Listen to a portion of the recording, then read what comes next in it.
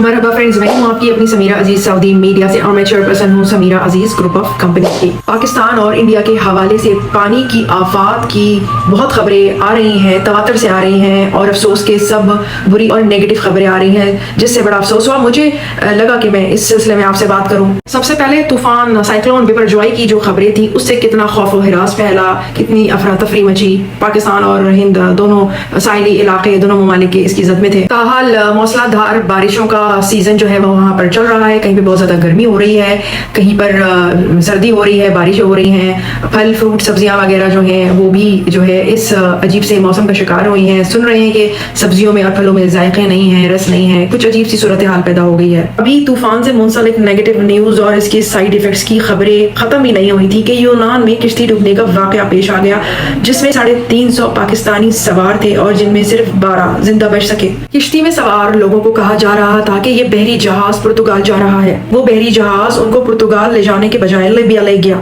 3-4 مہینے وہاں پر بٹھائے رکھا ان پاکستانیوں کو، نہ کھانے کا ہوش تھا، نہ پانی ملا کرتا تھا۔ وہ پاکستانی اپنی زمین جائیدادیں بیچ کر، ایجنٹ کو معاوضہ ادا کر کر اس کشتی میں سوار ہوئے تھے، مرتے کیا نہ کرتے، تو چنانچہ وہیں رہ گئے اور اس کے بعد اللہ اللہ کر کے آگے کا رخت سفر باندھا۔ اب یہ لوگ لیبیا سے بحری جہاز میں روانہ ہوئے اور یہ وہی بدقسمت جہاز تھا جو یونان کے قریب پہنچ کر ساحل پر ہی ڈوب گیا یا ڈبا دیا گیا نہیں معلوم، جو بھی تھا انسانیت مر گئی، کئی چراغ بجھ گئے، سینکڑوں تارکین وطن پاکستانیوں کا سفر کشتی الٹنے کے ساتھ ہی ختم ہو گیا۔ یونان میں کشتی الٹنے والا یہ واقعہ تاریخ میں کوئی پہلا واقعہ نہیں ہے اور بدقسمتی سے ایسا محسوس ہو رہا ہے کہ یہ کوئی آخری واقعہ بھی نہیں ہوگا۔ 2014 سے اگر جائزہ لیا جائے تو کشتی ڈوبنے اور الٹنے کے واقعات میں کل 21,000 لوگ جاں بحق ہو چکے ہیں اب تک۔ دور کیوں جائیں، اسی سال 13 مارچ کو 28 پاکستانیوں سمیت 79 افراد ہلاک ہوئے تھے۔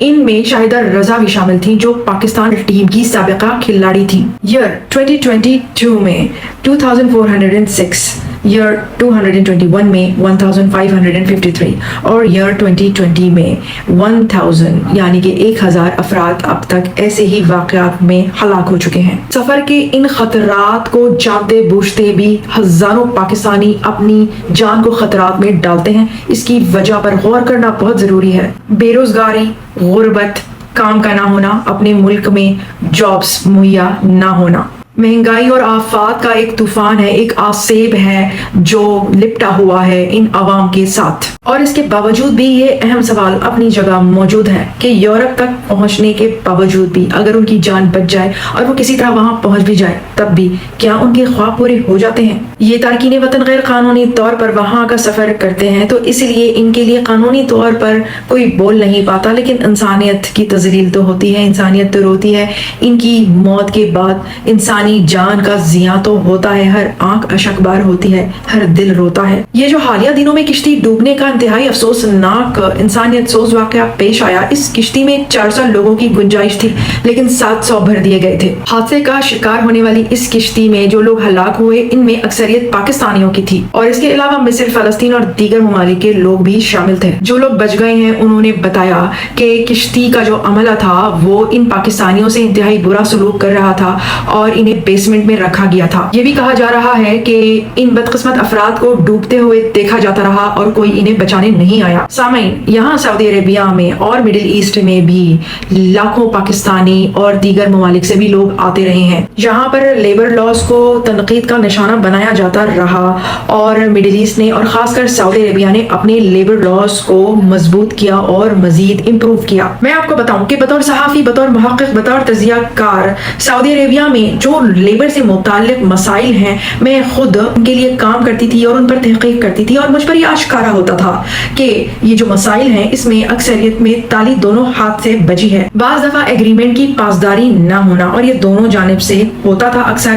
اس کے علاوہ جو لیبرز آتے تھے ان کی کوئی اسکلز جینوئن نہیں ہوتی تھی، یعنی وہ جعلی ڈگریاں لے کر آتے تھے یا کوئی اردو بازار سے کوئی کتاب خرید کر وہ اپنی طرف سے الیکٹریشین بن گئے اور اسی طرح کے جو بھی ٹیکنیکل تعلیم ان کو ہوتی تھی وہ اصلی یا جینوئن یا حقیقی نہیں ہوتی تھی، اور اس کے بڑے سائیڈ ایفیکٹس پڑتے تھے سعودی معاشرے پہ، مڈل ایسٹ کے معاشرے پہ۔ مجھے کہنے دیجیے، میں اس لیے کہنا چاہتی ہوں تاکہ تصویر کا دوسرا رخ بھی پیش کر سکوں۔ میں نے خود بطور صحافی ایسے کئی واقعات کور کیے کہ پوری بلڈنگوں میں، پوری عمارتوں میں آگ لگ گئی، اور اس آگ لگنے کی وجہ کیا تھی؟ اے سی میں سے چنگاری نکلنا، اور پتہ چلتا تھا کہ اس اے سی کی مرمت کسی ایسے بندے نے کی ہے جس نے صرف اردو بازار کی کتابیں لے کر اپنے آپ کو اے سی میکینک بنا لیا یا الیکٹریشین بنا لیا، اور وہ جو غلط قسم کی وائرنگ وغیرہ ہوئی ہوتی تھی اس سے وہ آگ لگ جاتی تھی۔ آپ دیکھیے کہ مڈل ایسٹ، جس میں بالخصوص سعودی عربیہ ہی، وہ ایک ایسا مارکیٹ تھا جو ان تمام ہنر مندوں اور اسکلڈ لیبرز کے لیے اپنے دروازے کھولتا تھا، اپنی باہیں وا کرتا تھا۔ ان اسکلڈ لیبرز نے، ان ہنر مندوں نے یہاں پر کمایا، اپنے مستقبل بنائے، مگر ان میں سے زیادہ تر لوگ افسوس کے پیشہ ور نہیں ہوتے تھے اور کئی غلطیاں کرتے تھے۔ وہ لوگ کئی طرح کی افواہیں اڑاتے تھے اور ون سائیڈڈ اسٹوریز میڈیا میں پھیلاتے تھے، جس سے مڈل ایسٹ کے مارکیٹ کی اور سعودی مارکیٹ کی بھی تذلیل ہوتی تھی۔ اور اس کے بعد سعودی عربیہ کی مارکیٹ خاص طور پر اس بارے میں چوکنا ہو گئی، اور پھر ڈگریوں کو مشروط کر دیا گیا ریزیڈنٹ پرمٹس یا اقاموں کے ساتھ۔ آپ پہلے اپنی پراپر اسکلڈ ڈگری دکھائیں، اس کی آپ کو پراپر اٹیسٹیشن ہوگی، اور اس کے بعد ہی آپ یہاں آ سکیں گے، تاکہ اس قسم کی کسی بھی طرح کی فراڈ اور جو بھی انتشار معاشرے میں اس کی وجہ سے پھیلتا ہے، جو بھی خطرناک وارداتیں اور انسیڈنسز اور حادثات ہوتے ہیں، ان سے بچا جا سکے۔ یہ لیبر صرف اپنی کہانی سناتے تھے، غربت کارڈ کھیلتے تھے، مگر تالی دونوں ہاتھ سے بچتی تھی۔ لیکن خالی یہ لیبرز برے ہی نہیں تھے، ایسے لیبرز بھی ہیں کہ پوری مڈل ایسٹ کی، دبئی اور سعودی عربیہ کی جتنی کنسٹرکشنز ہیں، ان لیبرز نے، ان ہنر مندوں نے سعودی عربیہ کو آج سعودی عربیہ بنایا اور ایک ڈیولپ کنٹری کی صورت میں اس کو ڈھالا، جس کی سعودی مارکیٹ شکر گزار ہے، ان محنت کشوں کی شکر گزار ہے جنہوں نے اپنا خون پسینہ ایک کیا۔ بطور صحافی میں بتا دینا چاہتی ہوں ان لیبرز کو جو پاکستان سے یونان اور یورپ وغیرہ جا رہے ہیں، وہ یہاں سعودی عربیہ آئیں اور اپنا ہنر یہاں پر پیش کریں۔ اب ان کی قدر کی جائے گی، کیونکہ اب یہاں پر جو قوانین ہیں وہ پہلے سے بہتر ہیں، امپرووڈ ہیں۔ لیکن ہاں، یاد رکھیں کہ جب ایک دفعہ آپ کو نوکری مل جاتی ہے تو اس کے بعد آپ خیانت مت کریں، کیونکہ ہوتا یہ آیا ہے کہ ایک دفعہ ان کے جب اقامے بن جاتے ہیں یا جب ان کو کام مل جاتا ہے تو وہ اس کے بعد ناقدری اور ناشکری شروع کر دیتے ہیں۔ اس سے اس ملک کا نام بدنام ہوتا ہے۔ اس لیے ایک دفعہ رزق مل جائے تو اللہ کا شکر ادا کریں اور بالکل ایمانداری سے اور محنت کے ساتھ اپنا کام کریں۔ ایک بات اور میں خاص طور پر باور کرا دوں کہ میں کسی خاص ملک کے لیبرز کی بات نہیں کر رہی، میں ایک جنرل اور اوور آل بات کر رہی ہوں، اور مختلف ممالک کے لیبرز یہاں سعودی عربیہ میں اور مڈل ایسٹ میں جاتے ہیں۔ ان لیبرز کا مڈل ایسٹ میں آنا یا سعودی عربیہ میں آنا یورپ کے اس تکلیف دہ اور پرخطر پانی کی آفت والے سفر سے تو بہتر ہے جس کا نوالا وہ بنتے رہتے ہیں۔ اور ہاں، پانی کی یہ آفت صرف ان غریبوں تک ہی محدود نہیں ہے، بلکہ امیر زادے بھی اس کا حالیہ دنوں میں شکار ہوئے۔ ایک اور بری نیوز ملی۔ پاکستان کے داؤد گروپ آف کمپنیز کے مالک شہزادہ داؤد اور ان کے بیٹے سلیمان داؤد اب پانی کی ایک اور آفت کا نشانہ بنے۔ ایئر 1912 میں ٹائٹینک غرق ہوا تھا اور حضرت انسان نے اس کی غرقابی کو بھی بزنس بنا لیا۔ انسانی فطرت ہے ایڈونچر کی، تو کئی سیاحوں کے لیے ٹائٹینک کا غرق شدہ ملبہ دیکھنا کسی ایڈونچر سے کم نہیں تھا۔ شہزادہ داؤد کی عمر تھی 48 ایئرز اور ان کا بیٹا سلیمان 19 ایئرز کا تھا۔ سلیمان کی جو پھوپھی ہیں، یعنی کہ شہزادہ داؤد کی جو بہن ہے، ان کا یہ کہنا ہے کہ سلیمان اس سفر میں جانا نہیں چاہتا تھا، لیکن شہزادہ داؤد بہت ایڈونچرس تھے، ایکسپلورر تھے، ان کو ان چیزوں میں انٹرسٹ تھا، وہ اپنے بیٹے کو لے گئے۔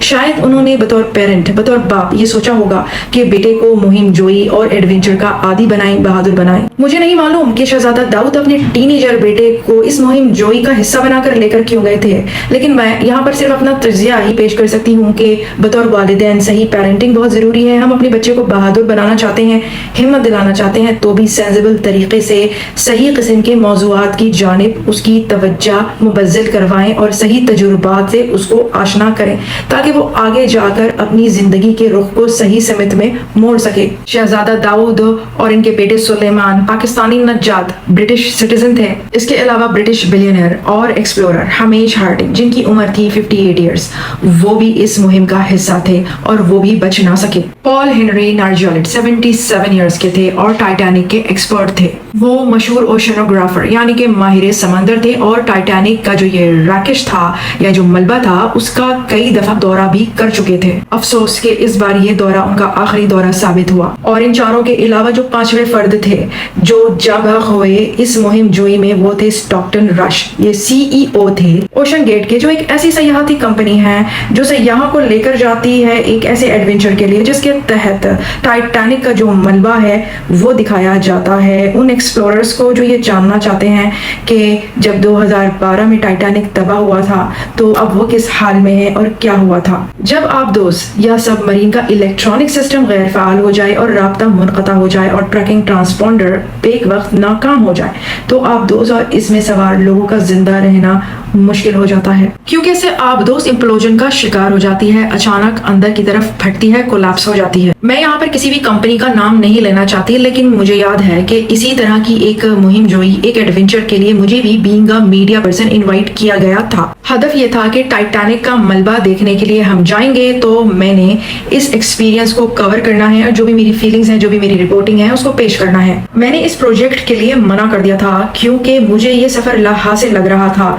ये पुरखतर था, ये अलग बात है, लेकिन मुझे इस तरह के एक्सपीरियंस में इंसानियत के लिए या किसी के लिए भी, अपने मुल्क के लिए, लोगों के लिए कोई इंस्पिरेशन नजर नहीं आ रही थी, कोई फायदा नजर नहीं आ रहा था, बल्कि लोग मुझसे इंस्पिरेशन लेकर शायद खुद भी इस तरह की मुहिम जोई में जाते और फिर इस तरह के खतरात उनको लाहक होते जो ये वाकया इस वक्त रोनुमा हो चुका है। टाइटैनिक के अलमिया को लेकर एक आलीशान फिल्म पहले ही बन चुकी है, इस तरह की फिल्म दोबारा नहीं बनाई जा सकती। अगर हम बतौर फिल्म मेकर भी तहकीक के लिए जाएं तो भी कुछ मुज़ायका नहीं, लेकिन चूंकि ये फिल्म भी बन चुकी है और जो फिल्म के डायरेक्टर थे मिस्टर कैमरॉन, वो इस फिल्म को बनाने से पहले तहकीक के लिए 33 बार इस जगह का रुख कर चुके हैं। उन्होंने तहकीक की, एक अच्छी और उम्दा फिल्म दुनिया को पेश की और वो हमारी मालूमात के लिए एक बहुत अच्छी प्रोडक्ट साबित हुई। लेकिन इसके बाद अब कोई वजह नहीं रह जाती कि कोई भी वहां पर बजाते खुद जाए और अपनी जान का खतरा मोल ले। मुहिम जो होना शायद उस वक्त कोई बुरी बात नहीं जब आप मुहक्किक हों, आपको तहकीक करना हो जिससे इंसानियत का कुछ फायदा होने वाला हो,